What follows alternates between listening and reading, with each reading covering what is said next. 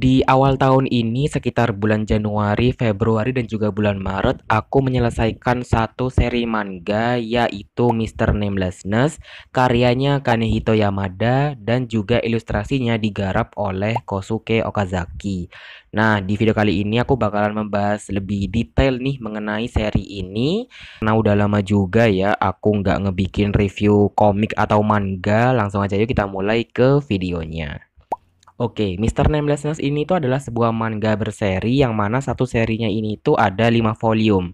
Dan aku udah baca kelima-limanya ya. Dan kalau kalian nanya, ini belinya di mana sih gitu kan? Aku jujur agak bingung juga gimana cara jawabnya karena kelima-limanya ini tuh aku pinjam dari perpustakaan sekolah.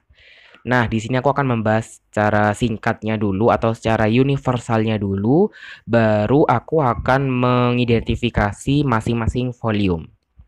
BTW aku kok agak aneh ya ngomong volume. Ya udah gitu aja lah ya.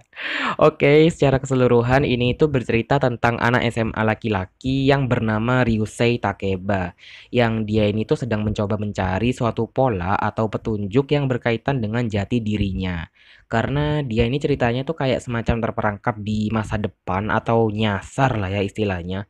Yang juga disertai dengan keanehan-keanehan lainnya. Nah, selain itu, di sini juga muncul anak perempuan yang bernama Kakeruji yang muncul di kehidupan Takeba gitulah ya, yang membuat ceritanya ini tuh semakin kompleks. Dan karena kemunculan Kakeruji ini tuh ternyata cukup berkaitan dengan jati diri si Ryusei Takeba ini.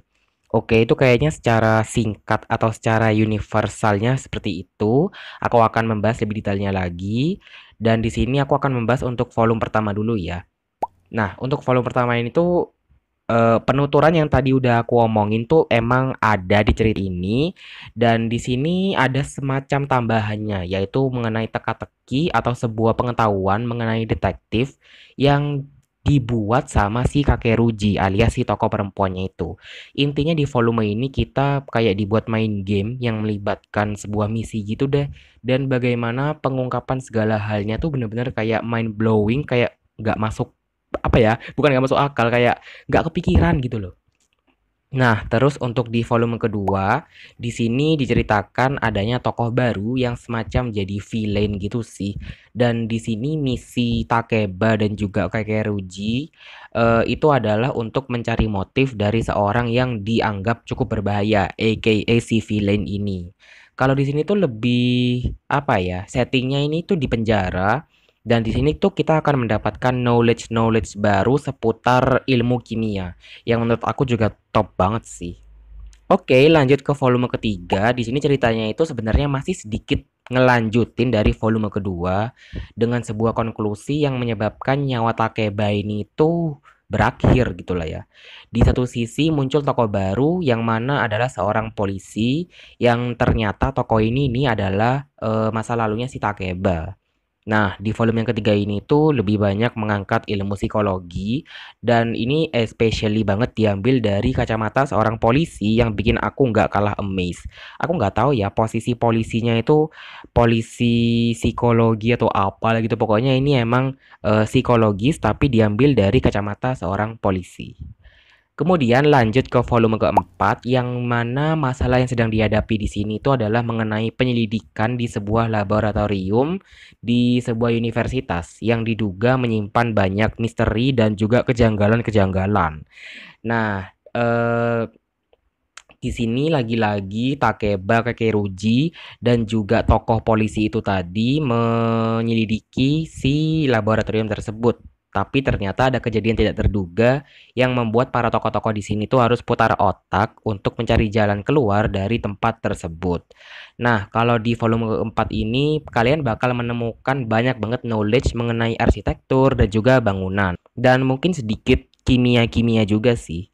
Nah, ini lastly banget ada di volume kelima yang mungkin di sini tuh lebih ke perjuangan para tokoh yang ada di sini untuk mencari jati diri mereka karena emang ini misi utama mereka gitu kan.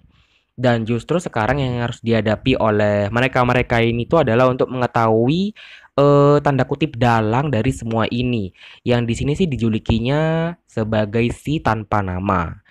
Dan ketika selesai membaca volume yang kelima ini, alias menutup seri ini, aku masih mendapati kalau endingnya itu kayak masih ada lanjutannya gitu. Jadi kayak masih dihadapkan masalah baru yang bikin aku mempunyai julukan untuk si apa sih seri ini, yaitu adalah Never Ending Story. Nggak tahu sih itu julukannya beneran ada apa enggak, cuman ya ya begitulah aku mendefinisikannya. Oke, sekarang di sini aku mau membahas secara overall lagi. Nah, di tiap volume ini tuh sebenarnya kita akan menghadapi konflik yang beda-beda. Dan di tiap awal tuh kita juga kayak dikasih semacam cuplikan dari volume sebelumnya. Jadi biar nggak terkesan bingung, mungkin buat kamu yang pengen baca langsung loncat gitulah ya. Kayaknya sih komik ini fine-fine aja ya untuk dibaca langsung tanpa berurutan. Kalau menurut aku sih ya, karena tiap volume itu punya konflik dan masalah yang harus dihadapi sendiri-sendiri. Nah, selain itu, komik ini itu tiap volumenya karena konfliknya beda-beda itu tadi ya, ini menghadirkan pengetahuan-pengetahuan baru di cukup banyak bidang sih ya, yang bikin aku amazed waktu bacanya.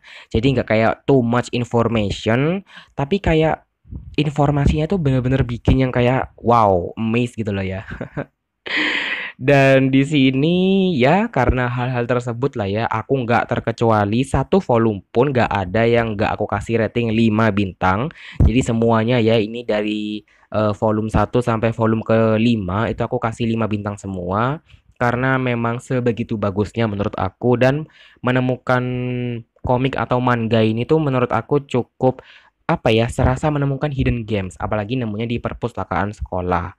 Dan ini sebenarnya nggak terlalu tebal sih ya. Satu volumenya itu cuman 170-an halaman, jadi cukup cepat juga untuk dihabiskan. Dan kalau kalian nanya kekurangannya apa, mungkin di sini tuh aku bakalan bilang kalau di bagian awal alias di volume pertama, kita itu emang bener-bener harus putar otak banget karena komik ini tuh cukup banyak mengombinasikan unsur seperti dystopia, magical realism, action, spy, dan yang lain-lainnya. Oke, kayaknya segitu dulu mengenai review Mr. Namelessness ya dari volume 1 sampai volume 5 yang coba aku ringkas dan persingkat di video ini. Kalau kamu tertarik mungkin bisa dicoba dicari ya di e-commerce atau mungkin barangkali di perpustakaan terdekat juga bakalan ada judul yang ini. Kalau kamu punya pendapat lain tentang komik ini boleh banget tulis di kolom komentar ya. Aku akhiri dulu videonya sampai sini dan kita akan ketemu lagi di video yang selanjutnya. Bye.